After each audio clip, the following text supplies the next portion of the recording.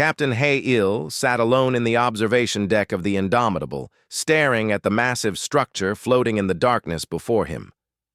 3 weeks had passed since the ship first detected it on their sensors. 3 weeks of studying, analyzing, and trying to understand what they were looking at. But no matter how many times the computers scanned it, no matter how many databases the officers searched, the answer remained the same: unknown. The structure hung in space like a ghost from an ancient time. It was enormous, easily the size of a moon, yet it did not move. It did not transmit any signals. It simply existed, silent and waiting. The outer hull showed no signs of recent damage or age in the way most derelict ships did. Instead, it appeared preserved, as if someone had placed it here deliberately and wanted it to remain untouched. Hay-Il was not a man who became easily frightened. He had served in the Confederation military for over 30 years. He had seen things that would have terrified ordinary people. Yet something about this structure unsettled him in a way he could not quite explain. It was as if the ship itself was aware of their presence, watching them as they watched it. "Captain, you have a visitor," his communications officer said through the speaker system. "Send them in," Hay-Il replied, not turning from the window. Lieutenant Mina walked through the doors moments later. She was human, like Hay-Il, but younger by nearly 2 decades. Her dark hair was pulled back in a tight braid, and her eyes carried the sharp awareness of someone who noticed everything. She had a reputation on the ship as someone who could read situations that others missed. She was quick, intelligent, and most importantly, she did not panic under pressure. "You wanted to see me, sir?" Mina asked, standing at attention. "I want you to lead the reconnaissance team," Hay-Il said, finally turning to face her. "Down to the structure. Get me answers about what we are dealing with." Mina did not hesitate. "When do we go, sir?" "Tomorrow morning, at dawn ship time. Gather the best soldiers you can find. I want people who can think fast if something goes wrong." He paused, studying her face. "If something goes wrong." "Understood, sir," Mina said. "I will not let you down." She turned to leave, but Hay-Il called after her. "Mina, be careful. That thing down there, it is not like anything in our databases. Not Confederation, not Dominion, not even scavenger tech. It is something older, something we do not understand yet." "That is exactly why I need to go, sir," she replied with a slight smile. "Someone has to figure out what it is." That night, Mina could not sleep. She lay in her bunk and thought about what was waiting for them in that structure. She had always been drawn to mysteries, to problems that needed solving. It was why she had joined the military in the first place, but this was different. This was something that made even the wisest officers on the ship nervous. She got up and went to the common area, where she found Cadet Taiwan sitting alone, reading through the technical files they had collected about the structure. He was young, fresh from the academy, with sharp features and eager eyes that showed he was hungry to prove himself. "Cannot sleep either?" Mina asked, sitting down beside him. Taiwan looked up, surprised. "Lieutenant Mina, I did not expect to see you here. I was just reviewing the data. I know I am supposed to be part of the reconnaissance team tomorrow, and I wanted to be prepared." "That is good thinking," Mina said. She respected discipline and preparation in soldiers. "Tell me what you have learned so far." Taiwan pointed to the images displayed on his screen. "The structure is made of a material we cannot identify. It does not match anything in our records. The walls are smooth, as if they were designed that way. The power signatures we are detecting suggest that there are systems still running inside, but they are on minimal power, like something that is sleeping rather than dead." Mina leaned closer to the screen. "Sleeping. That is an interesting word choice." "That is what it feels like, Lieutenant," Taiwan said. "Like something is dormant in there, waiting for something to wake it up." They talked for another hour as the ship moved silently through the darkness. Mina found herself warming to the young cadet. He was nervous, yes, but he tried to hide it behind knowledge and preparation. He reminded her of herself when she was younger, before countless missions had taught her to trust her instincts as much as her training. When she finally returned to her bunk, Mina had a strange feeling in her chest. It was not fear exactly, but anticipation. Tomorrow would bring answers. Tomorrow, they would begin to understand what this massive structure was and why it was floating in the depths of space, waiting to be discovered. Morning came quickly. The team assembled in the landing bay: Mina, Taiwan, 3 senior officers, and 2 engineers. They wore their suits sealed tight, with all weapons charged and all communication systems checked twice over. The shuttle descended toward the structure slowly, its lights cutting through the void like knives. As they got closer, Mina could see details that had been invisible from the ship. The structure had massive openings like doors, but they were sealed shut. The hull was covered in symbols and patterns that seemed almost random at first, but the more she looked, the more she wondered if they meant something. A message, perhaps, left behind by whoever had built this place. The shuttle landed on a flat platform that seemed designed exactly for this purpose. The team disembarked carefully, their boots clicking against metal that had been silent for ages. When Mina's scanner activated, it immediately began displaying information, but as it compiled the data, the device started to vibrate in her hand. Then it began to scream. The scanner displayed only 3 words: Level Unidentified, and beneath them, a warning that made her blood run cold. Threat assessment incalculable. Mina looked at her team. Their eyes were wide with shock and fear.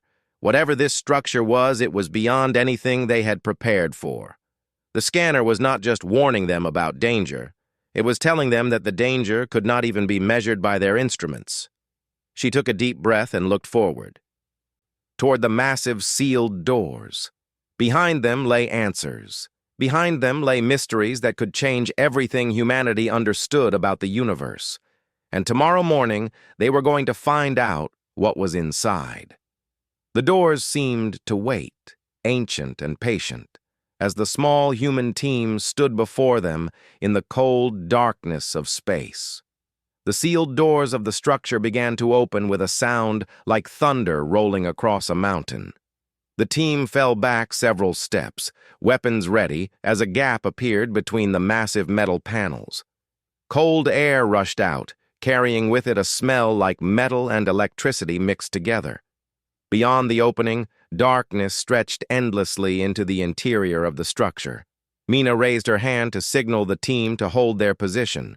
She stepped forward alone, her suit lights brightening to cut through the blackness ahead. The scanner in her hand had stopped screaming, but it still vibrated softly, as if it was trying to warn her about something it could not quite understand. "The structure is opening doors automatically," she reported back to the Indomitable.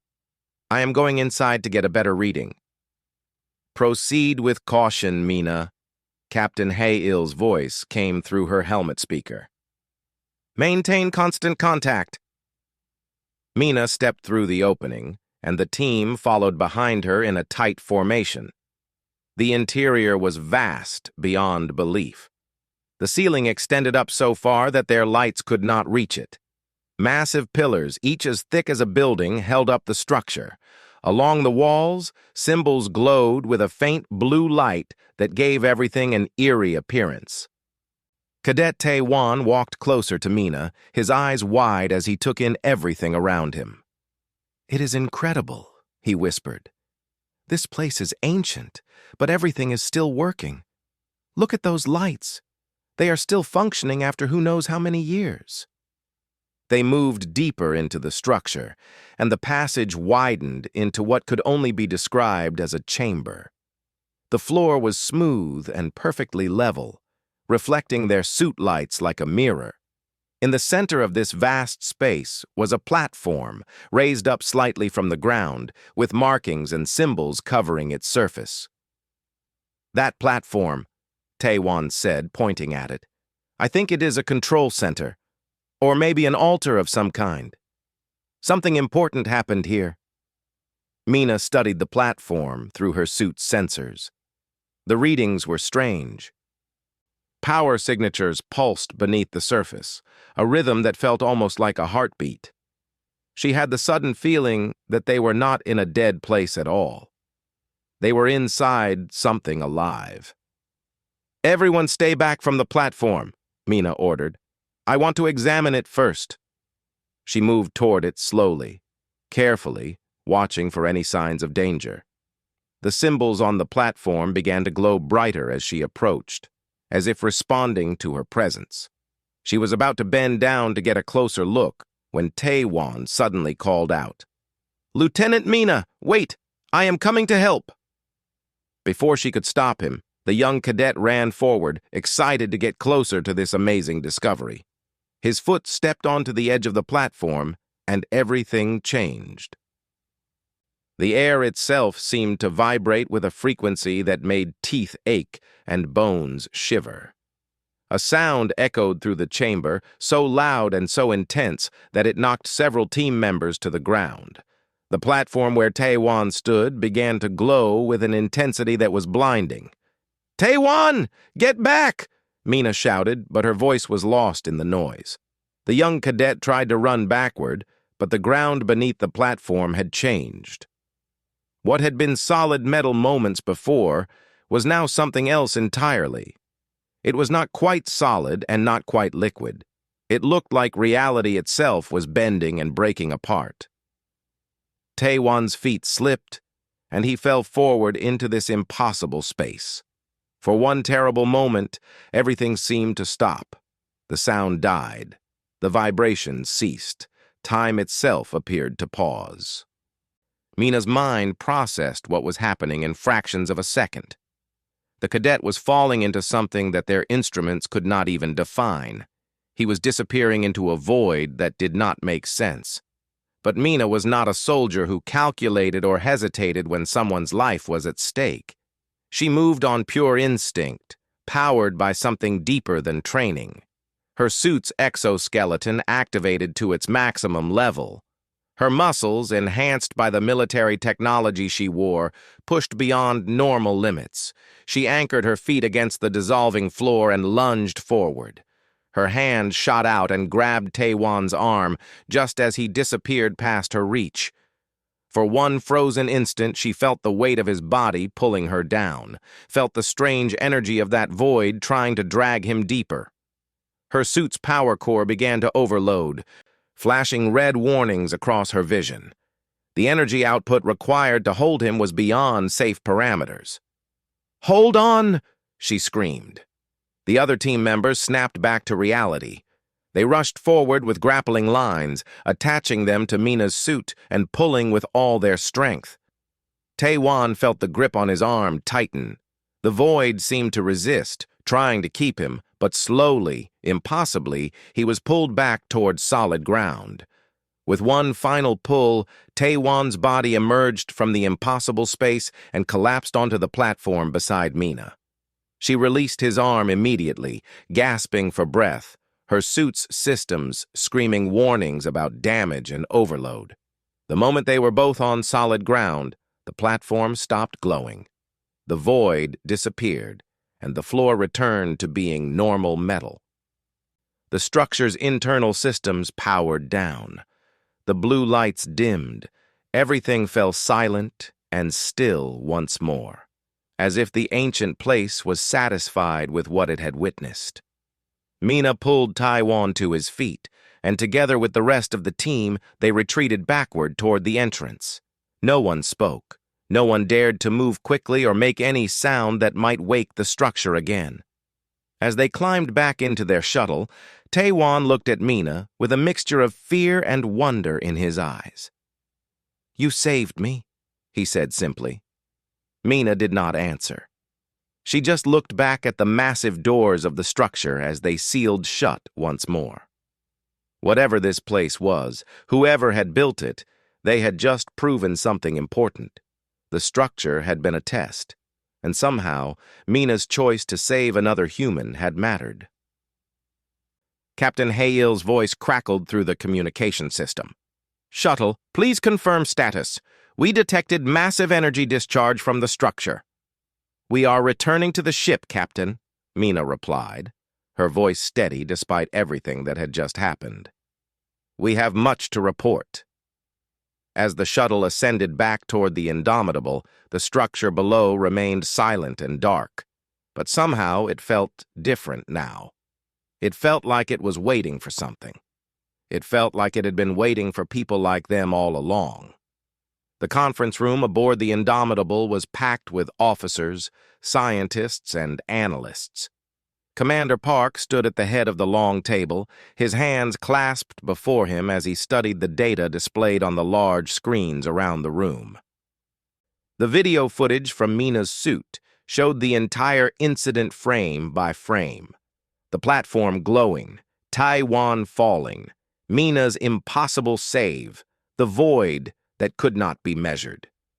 Commander Park was Confederation-born, a man who had devoted his entire life to understanding different species and their behaviors. He had served alongside aliens from a dozen different worlds. Each species had its own logic, its own way of approaching problems. The Confederation functioned because everything could be calculated, everything could be predicted, every action had a logical consequence, but humans kept breaking that pattern. "Your reflex response was statistically improbable," Commander Park said, looking directly at Mina. She stood in the center of the room, still wearing her damaged suit, which had been hastily repaired after they returned. "According to military standards and training protocols, the most logical action would have been to let the cadet fall. Your own survival was the priority, yet you chose to save him instead, despite the fact that your suit's power core could not safely support that level of output." Mina did not look away from his gaze. "He is one of ours. We do not leave them behind." The room fell silent. Commander Park studied her face, trying to understand the calculation behind her words. But there was no calculation. There was only certainty. For humans, some things were not decisions that required thinking. They were simply truths. "Most trained operatives would have let him fall," Park continued, not with judgment but with genuine curiosity. "The suit's power draw alone should have caused cascade failure.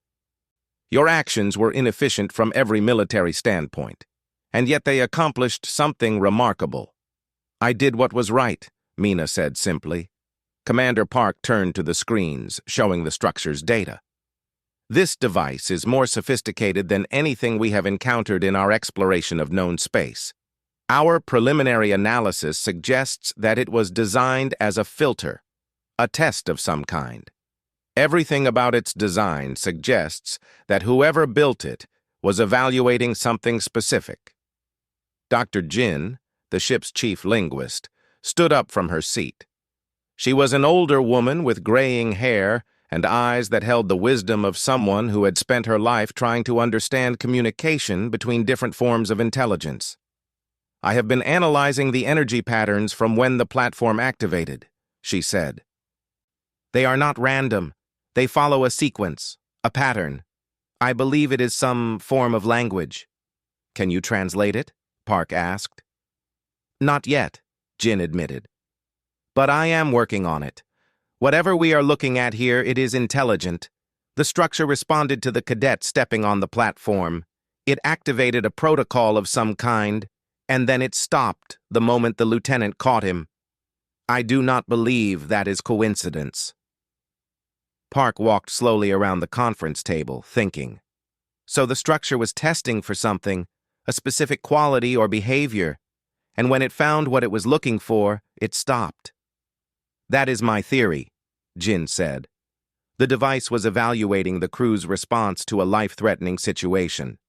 What it found was that humans value individual lives above pure logic. We prioritize survival of the group, but we also value each other as individuals. When one of us falls, we catch them. A Confederation officer named Zeph, a tall being with 6 arms and scales covering his body, spoke up. His species was known for their perfect logic and absolute efficiency. That is not a survival strategy. That is a weakness. An organism that chooses individual survival over collective advantage is destined to fail. Unless, Jin said quietly, you are trying to breed a species that will not abandon its own. Unless you are looking for a civilization that values connection as much as calculation. Commander Park turned back to Mina. The structure sealed itself after the incident. Do you believe it will open again? Yes, Mina said. I think it will open again when it is ready, and I think it wants us to come back. Park nodded slowly. He had been studying humanity for 5 years now, since humans first made contact with the Confederation. In that time, he had come to understand that humans did not think like other species. They did not optimize for efficiency. They did not remove emotional elements from their decision-making. They acted on values that seemed illogical to other intelligent beings. And yet humans kept surviving against odds that should have destroyed them. They kept achieving things that seemed mathematically impossible. They kept finding solutions that others had not considered because they approached problems differently. I want a deeper study of the structure, Park ordered. And I want a full analysis of why a being or civilization advanced enough to create such a device would consider a human's choice to save another human significant enough to qualify as a test. Over the next several days, the best minds aboard the ship worked around the clock. Dr. Jin finally made a breakthrough in translating the energy patterns. She discovered that the messages, when arranged correctly, formed a simple statement in a language so old that it predated even the oldest known civilizations in the galaxy. The message was this: you saved your own. You are ready. Come deeper. It was not a threat. It was an invitation. When the news reached Captain Hai-Il, he sat alone in his quarters for a long time. He thought about what it meant. A civilization so advanced that they had transcended physical form 1,000,000 years ago had left a device here to find others like themselves. They had been waiting for a species that would catch its own when they fell. They had been waiting for humanity. That night, Hai-Il called together his senior officers. He made a decision that would alter humanity's standing in the galaxy forever. They would return to the structure, but this time, they would not go as soldiers investigating a mysterious threat.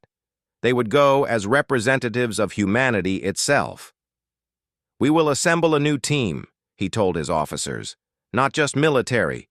Engineers, scientists, philosophers, people who can think differently. We need our best minds. We need to understand what this is and what it means for us. Commander Park watched from his position in the room. He was beginning to understand something that would take him years to fully articulate. Humans were not the strongest species in the galaxy. They were not the most logical. They were not the most technologically advanced. But they had something that other species had abandoned long ago. They had each other, and somehow, against all calculations and predictions, that was proving to be the most powerful tool in the universe. Dr. Jin had been working for 36 hours straight without sleep.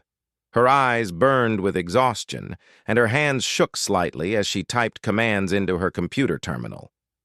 Around her, screens displayed thousands of lines of code and energy pattern analysis. She had been trying to unlock the full meaning of the message from the structure, and finally, after so many hours of work, she was beginning to understand. The ancient language was nothing like anything in modern databases. It was older than the Confederation, older than the Dominion. It was older than any spacefaring civilization currently known to exist, but somehow its structure was simple, pure, direct, as if whoever had created it understood that complicated messages could be lost or misunderstood across millions of years. The final translation confirmed what Dr. Jin had suspected. The message was more complete than anyone had realized.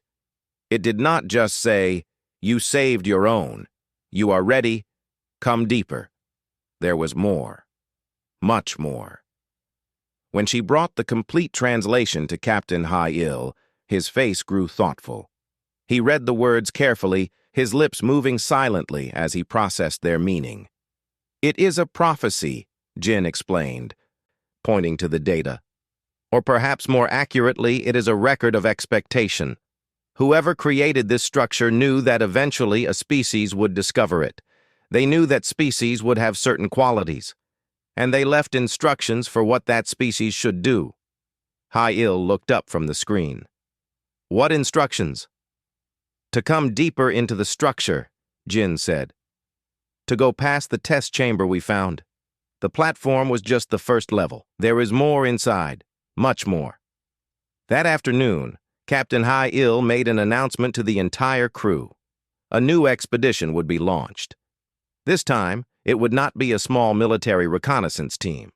This time, it would be humanity's best minds, assembled to make first contact with an ancient intelligence. The team was carefully selected over the next 2 days. Engineer Sung, who was humanity's greatest expert on reverse engineering unknown technology. Philosopher Q, whose studies of consciousness and value systems had made her famous throughout human space. Dr. Min, who specialized in the biology and medicine of different species. Mina, because she had proven herself capable of thinking fast and acting decisively when everything was uncertain. Taewon, because the structure seemed to recognize him as important. And Dr. Jin, to serve as their translator and interpreter. Captain Hai-Il debated whether to include Taewon in the expedition. The young cadet had nearly died on his first encounter with the structure. Military protocol would suggest leaving him behind. But Hai-Il had learned something from studying his human crew. Sometimes protocol was less important than truth. "The structure chose to test him," Hai-Il explained to Commander Park. "It created a situation specifically designed to evaluate how we would respond. If we exclude him from the deeper mission, we are saying that we do not value what it recognized in him." "You are being led by emotional attachments rather than logical evaluation," Park observed. "Perhaps," Hai-Il agreed. "But tell me, Commander, in all your years studying different civilizations, have you ever encountered a species that left an invitation behind for a stranger? Have you ever met an intelligence advanced enough to transcend physical form and then wait millions of years to see if someone would save their own?" Park did not answer, but his silence was answer enough. The new expedition descended toward the structure in a larger shuttle, carrying equipment designed to record everything they encountered. The massive doors opened automatically as they approached, as if the structure had been waiting for this moment. This time, the chamber beyond was different. The platform that had been in the center was gone. Instead, a passage opened up, leading deeper into the structure. The walls along the passage glowed with that same blue light, and as the team walked forward, symbols appeared before them, marking the way forward like a path. "It is guiding us," Dr. Jin whispered. "Whatever intelligence remains here, it is showing us where to go." They walked for what felt like hours, though their suit computers showed it had only been minutes. The passage seemed to go down, deeper into the structure, and then sideways in directions that should not have been possible given the external dimensions they had measured. Finally, they emerged into a chamber so vast that it took their breath away. It was a library. Thousands upon thousands of data storage units covered the walls, arranged in patterns that suggested careful organization. In the center of the chamber was a single platform, smaller than the first one, with what appeared to be a communication interface. As the team spread out to examine the storage units, the interface began to glow. Light formed patterns in the air, and Dr. Jin's translation software activated automatically. Words appeared in their helmets, in every human language simultaneously. "Greetings. We are the architects. We left this archive for the species that would prove worthy. You have proven worthy. You caught your own. You valued connection above logic. You are ready to receive what we have left behind." The team exchanged looks of amazement. This was it. First contact with an intelligence that had died or transcended millions of years ago. but they were communicating still, through the structures they had left behind. Engineer Sung stepped forward. "What have you left for us? What is this archive?" The response came immediately. "Knowledge, medicine, technology, understanding, all things that could elevate your civilization beyond what you have achieved. But such gifts come with a price. There are other species in this galaxy, older species, species that chose the path of pure intellect. When they discover what you have been given, they will fear what you might become. They will fear a species that makes decisions based on values beyond calculation. Will you accept this knowledge, knowing that it may make you enemies? Or will you decline, choosing safety over potential?" The question hung in the air between them. This was not just an offer of technology. It was a choice that would define humanity's future in the galaxy. Accept the gift and risk conflict with older, more powerful civilizations. Or reject it and remain limited, safe, but forever in the shadow of those who had chosen only logic. Mina looked at Taiwan, then at the others. She thought about the moment she had caught him mid-fall. She thought about the choice she had made, the one that seemed illogical but had felt more true than anything in her life. "We accept," she said. "Because staying safe means we have already lost everything that makes us human." The archive came alive with light. Data began to flow, and the team's suit systems started recording everything. Years of knowledge, condensed into hours of transfer. The architects had truly left everything behind, and humanity was about to become something more than they had ever imagined. The data transfer took 18 hours. For nearly 3/4 of a day, the team stood in the vast chamber while information poured into their suit computers. It was not just technology, it was philosophy, it was art, it was music and mathematics and medicine. It was everything a civilization that had achieved transcendence had learned and created over millions of years. When the transfer finally completed, the interface dimmed. The voice of the architects spoke one final time. "You now possess the knowledge to transform your world, but knowledge without wisdom is merely power. Remember why you received this gift. Remember what we saw in you that made us believe you were ready. Go. Become what you are meant to be." The team made their way back through the passage, back to the chamber where they had entered, and back to the shuttle. No one spoke much during the journey back to the Indomitable. They were all processing what had just happened. Humanity had been given access to technology that would change everything, but with that gift came responsibility and danger. Captain Hay-Il was waiting for them in the landing bay when the shuttle touched down. His face was grave as he watched the team emerge from the shuttle. He had received preliminary reports about the data transfer, but seeing it in person, knowing that his crew had actually made contact with an ancient civilization and received its knowledge, made it real in a way that no report could. "We need to convene an emergency council," Hay-Il said. "The Confederation needs to know about this. But first, I need to understand what we are dealing with." Over the next 6 hours, the team briefed the captain, Commander Park, and the senior officers. They displayed samples of the data they had received, medical technologies that could cure diseases that currently had no treatment, energy systems that could power entire planets without pollution or waste, materials that were stronger and lighter than anything currently used in ship construction, and weapon systems so advanced that they made the Indomitable's current arsenal look like ancient relics. This is... Commander Park struggled to find words adequate to describe what he was seeing. "This changes everything. With these technologies, humanity would be capable of challenging any military power in the known galaxy." "That is exactly the problem," Dr. Jin said quietly. "The architects told us that other species would fear what we might become. They were not being poetic. They were being literal.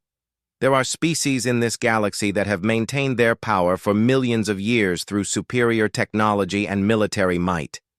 If we suddenly possess comparable power, they will not see it as progress. They will see it as a threat. So what do you suggest? Hay-Il asked. That we hide this? That we pretend we never found this structure? No, Philosopher Q spoke up. She was an older woman with thoughtful eyes that seemed to look into the depths of human nature. I suggest that we understand why we were given this gift in the first place. The architects said they chose us because we saved our own, because we valued connection above logic. That is not a weakness to be hidden. That is the core of who we are. It is also the thing that makes this technology different in our hands than it would be in anyone else's hands. What do you mean? Park asked. Other species would use these technologies to dominate, Q explained, to establish superiority, to control. But humans have a different approach. When we have power, we do not always use it to crush our enemies. We often use it to help those we care about. We use it to build connections rather than break them. Taiwan, who had been silent until now, suddenly spoke up. The architects tested us not to see if we were strong enough to survive. They tested us to see if we were human enough to deserve this. Everyone in the room turned to look at the young cadet. He was young, yes, but his words carried weight. When the platform activated, Taiwan continued, it was testing not just our reflexes or our strength. It was testing our values. Would we abandon someone to save ourselves? Or would we risk everything for another person? Lieutenant Mina risked her suit, her power systems, possibly her own life to catch me. And the structure recognized that as important, because that is what this knowledge is for, not for power over others. For saving each other. Mina placed a hand on Taiwan's shoulder. She had not expected such wisdom from someone so young, but then again, he had been the one the structure had chosen to test. Captain Hay-Il stood up and walked to the window, looking out at the Indomitable's main screen. The structure was still visible there, floating in space. It had been silent since the team returned, as if it had said everything it needed to say. We cannot hide this, Hay-Il said, and we should not try. The Confederation will learn about it eventually. Other species will know. What we can do is decide how we use it. Philosopher Q is right. This technology in our hands means something different than it would in anyone else's. We have to show the galaxy that we understand that. How? Engineer Sung asked. How do we convince them? By using it to help, Hay-Il said. By using it to save lives. By using it to catch others when they fall. Just like Mina caught Taiwan. Commander Park leaned back in his seat, processing this. What Hay-Il was suggesting went against everything he understood about military strategy. It was not the logical move. It was not the calculated move. But it was, perhaps, the human move. This will make enemies, Park said. Powerful enemies who see you as a threat. Perhaps, Hay-Il agreed.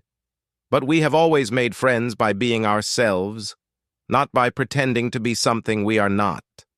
Let us continue that tradition. Mina looked at Hay-Il with respect. He was risking everything on a gamble. He was betting that humanity could be different.